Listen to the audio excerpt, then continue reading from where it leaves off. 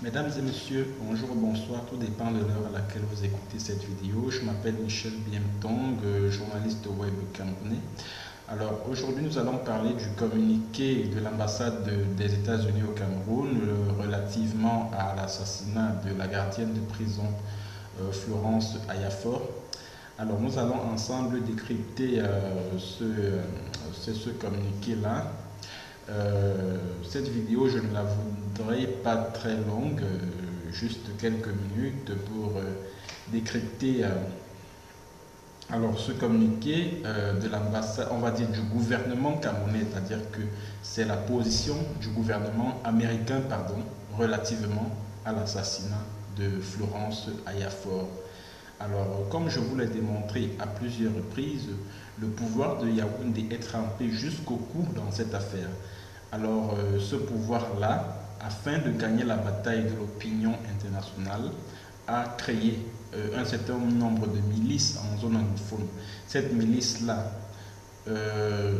soit monte des scènes de torture, les filme et les envoie à des activistes proches du pouvoir de Yaoundé, c'est-à-dire contre la révolte, le mouvement de révolte armée du peuple anglophone pour la restauration du British Southern Cameroon en vue de faire passer les groupes armés séparatistes comme étant des groupuscules assassins, des groupuscules terroristes. C'est donc dans cette logique qu'obéit, c'est à cette logique qui consiste à saboter la lutte armée du peuple anglophone pour la restauration du British Southern Cameroon. C'est à cette logique-là qu'obéit la publication par ce groupuscule, par ces milices terroristes, de l'image de l'assassinat accompagné de mutilation et de décapitation de Florence Ayafor.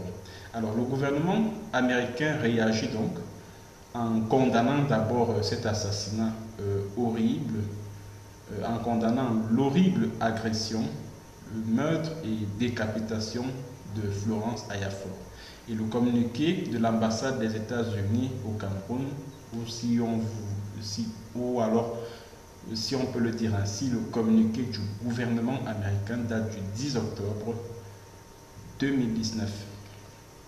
Alors, dans ce communiqué, le gouvernement américain condamne l'horrible agression, meurtre et décapitation de Florence Ayafor.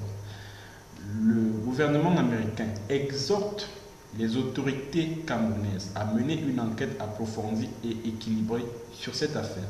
Deuxième chose. Troisième chose, le gouvernement américain exhorte le pouvoir de Yaoundé à traduire les auteurs devant la justice pour un procès transparent et équitable. Alors, j'aimerais attirer votre attention sur deux remarques que j'ai faites après avoir lu ce communiqué. La première remarque, c'est que le gouvernement américain s'adresse exclusivement au pouvoir de Yaoundé et non aux groupes séparatistes. Ça veut tout simplement dire que le gouvernement américain n'est pas convaincu de ce que ce soit les groupes séparatistes qui aient commis ce crime. Alors la deuxième chose, c'est que le gouvernement américain demande au pouvoir de Yaoundé de traduire les auteurs de ce crime crapuleux devant la justice pour un procès transparent et équitable. Ça veut tout simplement dire que le gouvernement américain sait très bien que le pouvoir de Yaoundé, qui en ce moment a face à lui des groupes armés séparatistes, ne peut pas mettre la main sur un membre de ce groupe séparatiste-là que l'on soupçonne d'avoir assassiné cette gardienne de prison. Alors, le gouvernement camerounais ne peut donc pas, selon ce qui transparaît de ce communiqué, mettre la main sur un membre d'un groupe armé, puisque ce sont des groupes armés qui, avec le gouvernement camerounais, combattent d'égal à égal. Alors, le fait pour le gouvernement américain d'envisager que le pouvoir de Yaoundé puisse mettre la main sur les auteurs de ce crime, ça veut dire que ces auteurs-là sont à portée de main du régime de Paul Biya. Et ces auteurs à portée de main du crime, à portée de main du régime de Paul Biya, ne peut être que les milices que ce régime-là a déversées en zone anglophone. Les milices du ministre Atan Ganji. C'est ce qu'il faut comprendre dans ce communiqué. C'est-à-dire que lorsque le gouvernement américain demande, dans un contexte de guerre, au pouvoir de Yaoundé de traduire les auteurs du crime crapuleux commis sur la gardienne de prison Thomas Ayafor, ça veut dire que le pouvoir de Yaoundé, le gouvernement américain est conscient de ce que le pouvoir de Yaoundé a la possibilité de mettre la main sur les auteurs et de les traduire en justice. Et si les États-Unis pensent que le pouvoir de Yaoundé peut facilement mettre la main sur les auteurs, ça veut dire que ces auteurs-là du crime sont à portée de main. Et ces auteurs du crime sur Thomas Ayafor, à portée de main du pouvoir de Yaoundé, ne peuvent être que les milices terroristes que le régime de Paul Biya a déversées en zone anglophone en vue de tromper l'opinion nationale et internationale en présentant les groupes séparatistes armés comme étant des groupuscules terroristes, des groupuscules assassins qui terrorisent leur population. Et je remercie beaucoup le gouvernement américain qui, à travers ce communiqué, donne la preuve qu'il n'est pas tombé dans le piège manipulateur du pouvoir de Yaoundé. Et c'est l'occasion pour moi de tirer un coup de chapeau au gouvernement américain. Et ça me réconforte parce que ce communiqué n'est que le fruit du travail d'investigation, du travail de sensibilisation que j'ai eu à faire concernant le crime odieux, le crime crapuleux de Florence Ayafor. Et je continue de dire que justice sera faite à la famille de cette gardienne de prison. Parce que le pouvoir de Yaoundé va être amené à faire traduire ces personnes devant les juridictions pour qu'elles répondent de leurs crimes, que ce soit les auteurs, que ce soit les facilitateurs, que ce soit les commanditaires. Voilà donc le décryptage que j'avais à faire de ce communiqué des États-Unis qui me réjouit parce que ça vient, ce communiqué est publié à la suite du travail d'investigation, du travail d'analyse que j'ai fait concernant cette affaire.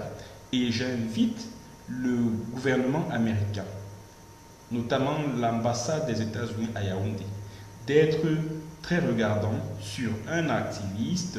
Il s'appelle Genesis Kennedy. Il est activiste proche du régime de Biya, donc il fait partie de l'équipe qui, avec ma Country People, DEM, un Condatitus, constitue cette équipe de cyberactivistes avec qui travaille en étroite collaboration avec le gouvernement camerounais et les milices terroristes en zone anglophone pour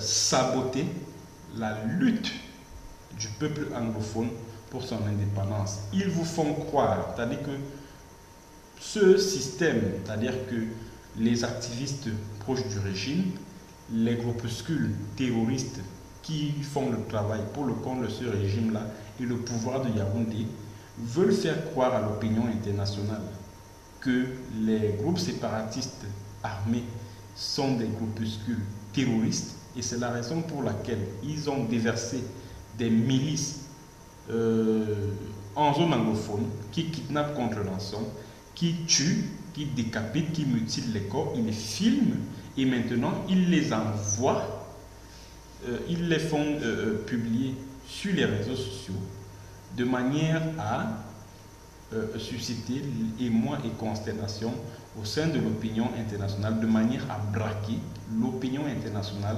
contre les forces indépendantistes anglophones. Et je remercie beaucoup les États-Unis qui ne sont pas tombés dans cette manipulation du pouvoir de Yaoundé. Ceci grâce aux journalistes comme moi qui ont passé le temps depuis que cette affaire a éclaté, d'informer, de dévoiler les pistes qui conduisent aux commanditaires, aux exécuteurs et aux facilitateurs. Merci, chers compatriotes, merci, chers téléspectateurs, d'avoir écouté cette vidéo. J'aimerais, avant de terminer, de lancer un appel à tous ceux qui au Cameroun sont victimes ou témoins d'une injustice. Vous avez mes contacts au bas de cette vidéo. Prenez attache avec moi, contactez-moi. Et puis voilà, je ferai le reste. Et surtout, insistez sur les documents, parce que si vous avez de la documentation, ça va faire plus de poids. Allez, bonsoir et à très bientôt.